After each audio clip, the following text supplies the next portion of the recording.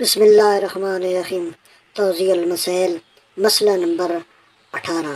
یہ جو مسئلہ نمبر 18 ہے یہ آب کور کے نجس ہونے کے بارے میں ہے۔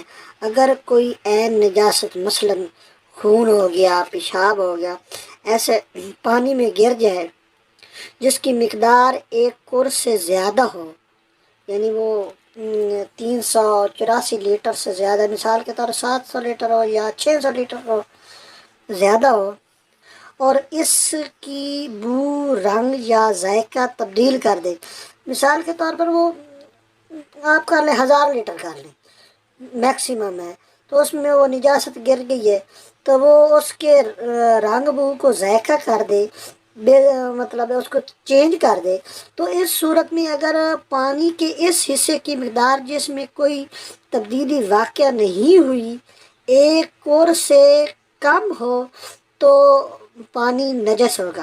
مثال کے طور پر اگر 1000 لیٹر ہے، اس میں 700 جو ہے وہ نجس ہو گیا ہے، تو باقی جو بچا ہے وہ تو 300 بچا ہے، تو 300 تو کور سے کم ہے، تو گویا کہ وہ سارے کا سارا کیا ہو گیا؟ نجس ہو گیا۔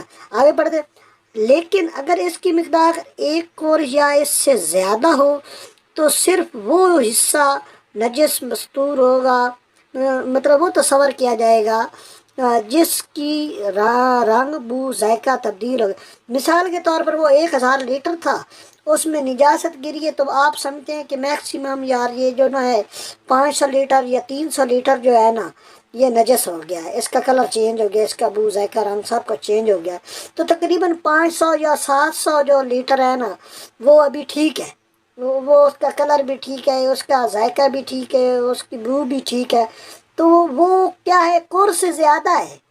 جو کور سے زیادہ ہے تو اس کا مطلب یہ ہوا کہ وہ جو جدھر نجاست زائل ہوگی، مطلب ظاہر ہو رہی ہے، وہ والا نجس ہے، اور جو کور سے زیادہ صاف ہے، ٹھیک ہے، وہ نجس نہیں ہوگا، اس سے آپ اپنی طہارت کے معاملات حل کر سکتے ہیں۔ خداوند متعال ہمیں فقہ اہل بیت کو صحیح طریقے سے سمجھنے کی توفیق فرمائے۔ اللہم صلی علی محمد و آل محمد۔